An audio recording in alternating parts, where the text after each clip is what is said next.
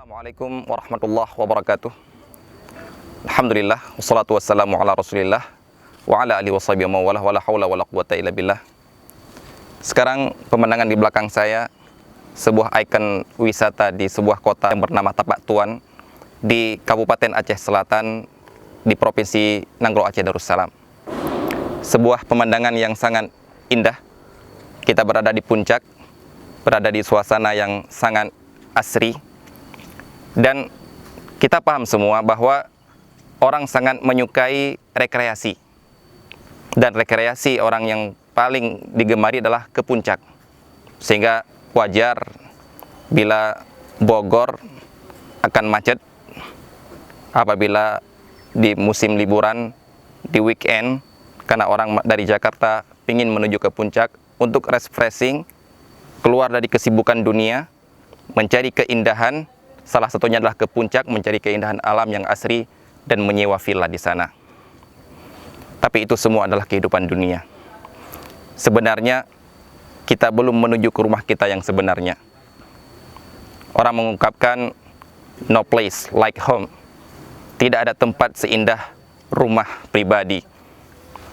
Dan rumah kita bukanlah di dunia ini. Rumah kita adalah sebuah rumah tempat asal bapak dan ibu kita, yang mana mereka berdua pernah diusir darinya, yaitu surga. Jadi perjalanan hidup kita di dunia ini, kita sedang menuju ke rumah kita yang aslinya, yaitu di surga. Bagaimana kita bisa menempati rumah bapak dan ibu kita yang pertama berada di surga itu. Maka jangan sekali-sekali kita dilencengkan, disesatkan oleh setan, sehingga jalan kita bukan lagi menuju ke surga, tapi jalan kita malah menuju ke neraka. Nah, di surga yang Allah Subhanahu wa Ta'ala persiapkan untuk hamba-hambanya yang taat, Rasulullah Sallallahu Alaihi Wasallam mengatakan, Inna fil jannati mi'ata darajah. Di surga itu ada 100 derajat. Surga bentuknya derajat ke atas. Makin atas, makin indah. Makin atas, makin tinggi derajatnya. Beda dengan neraka. Dia bentuknya darakat. Makin ke bawah, makin keras siksaannya. Dan yang berada di kerak neraka adalah orang-orang munafik, seperti dikatakan oleh Allah Subhanahu wa Ta'ala dalam Al-Quran. Rasulullah sallallahu alaihi wasallam menggambarkan antara satu derajat dengan derajat yang berikutnya dalam surga bagaikan jauhnya, bagaikan langit dan bumi, bagaikan bumi dan langit. Dan Rasulullah sallallahu alaihi wasallam mengatakan, fa idza sa'altumullaha fas'alul firdaus. Kalau kamu ingin minta surga kepada Allah Subhanahu wa Ta'ala, mintalah surga Firdaus. Fa innahu wasatul jannah wa a'laha. Karena Firdaus adalah surga yang di tengah-tengah dan yang paling tinggi. Puncaknya atau atapnya adalah arasy-Nya Allah Subhanahu wa Ta'ala. Dari Firdauslah terpancarnya sungai-sungai surga. Jadi kalau mau minta surga, mintalah yang paling tinggi. Seperti di dunia ini, kita mencari refreshing, mencari hiburan ke daerah puncak. Kita senang bisa punya villa di puncak. Kita senang bisa rekreasi ke puncak. Maka di surga pun kalau kita mau minta kepada Allah Subhanahu wa Ta'ala, mintalah surga yang paling tinggi. Surga puncaknya itu surga Firdaus. Bagaimana bisa mendapatkannya? Dalam sebuah hadis Rasulullah sallallahu alaihi wasallam bersabda, "Ana za'imun bi baitin fi rabadil jannah liman tarakal mira'a wa in kana muhiqqan." Aku, kata Rasulullah sallallahu alaihi wasallam, menjamin seseorang akan bisa mendapatkan sebuah rumah ataupun rumah di pinggir surga bagi barang siapa yang meninggalkan berdebat walaupun dia dalam keadaan benar. Wa ana za'imun bi baitin fi wasatil jannah. Dan aku menjamin seseorang bisa mendapatkan rumah di tengah-tengah surga.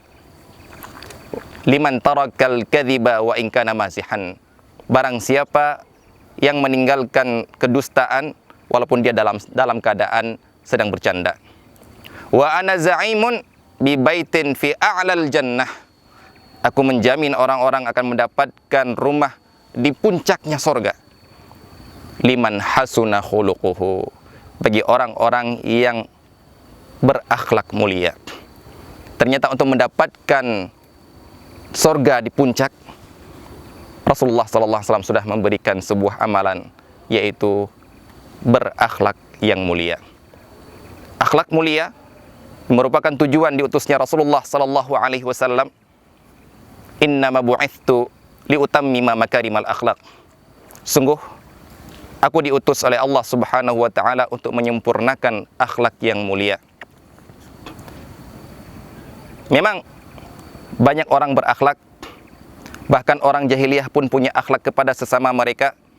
Tapi Rasulullah SAW datang untuk menyempurnakan, karena akhlak kita bukan hanya kepada manusia, namun yang terpenting adalah berakhlak kepada Allah Subhanahu wa taala. Coba bandingkan Rasulullah SAW saja sebelum beliau diutus menjadi Rasul, beliau merupakan orang yang berakhlak sangat mulia yang dipandang oleh orang-orang di Mekah. Bahkan beliau mendapatkan gelar masyarakat, gelar yang tidak butuh pendidikan, tidak butuh menyontek ketika ujian, tapi gelar yang diberikan oleh masyarakat, yang mana gelar ini semua orang mengakuinya Al-Amin, orang yang paling amanah, orang yang tidak pernah berbohong, orang yang tidak pernah berdusta. Akhlak kepada manusia. Akan tetapi ketika Rasulullah SAW mempraktekkan akhlak beliau kepada Allah Subhanahu wa taala, menyembah hanya kepada Allah Subhanahu wa taala, meninggalkan sesembahannya orang-orang musyrik, mengajak orang musyrik untuk menyembah Allah Subhanahu wa taala semata, memperbaiki akhlak mereka kepada Allah Subhanahu wa taala, ternyata beliau dimusuhi oleh orang-orang Mekah, oleh orang-orang yang dulu pernah menggelari beliau sebagai Al-Amin. Beliau pun mendapatkan gelar kadzab, pendusta. Beliau pun mendapatkan gelar orang yang gila. Beliau mendapat gelar tukang syair. Beliau mendapatkan gelar tukang tenung, dukun dan lain sebagainya. Kenapa? Karena beliau sedang berakhlak kepada Allah Subhanahu wa taala. Walaupun beliau memperbaiki akhlaknya kepada manusia, tapi mereka benci kepada Rasulullah SAW bukan karena akhlak beliau kepada manusia, tapi karena akhlak beliau kepada Allah Subhanahu wa taala. Memang berakhlak baik kepada manusia dituntut, namun berakhlak baik kepada Allah Subhanahu wa taala juga diwajibkan, yaitu memberikan kepada Allah haknya, yaitu hak untuk diibadahi satu-satunya. Dan barang siapa yang mempraktekkan hak Allah Subhanahu wa taala ini, akhlak kepada Allah Subhanahu wa taala ini, walaupun kemudian dia dimusuhi oleh manusia, walaupun dia tidak disukai oleh masyarakat, maka ini adalah sunatullah. Ini pernah dipraktekkan oleh Rasulullah SAW dan beliau pernah dimusuhi. Jadi jangan takut apabila kita telah berakhlak baik kepada masyarakat, tapi mereka membenci kita gara-gara akhlak baik kita kepada Allah Subhanahu wa taala. Jangan takut. Tapi takutlah apabila kita digelari oleh masyarakat kita sebagai orang yang berakhlak jelek, orang yang tidak jujur, orang yang cepat marah, orang yang tidak bisa dipercaya. Itulah yang kita takutkan.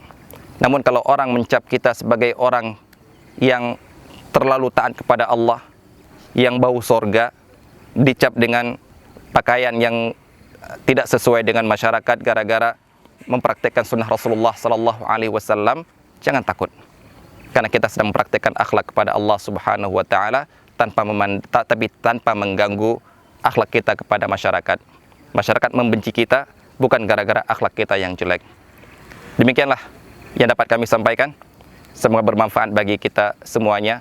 Semoga Allah Subhanahu wa taala memberikan kepada kita balasan berupa surganya di Firdaus kelak.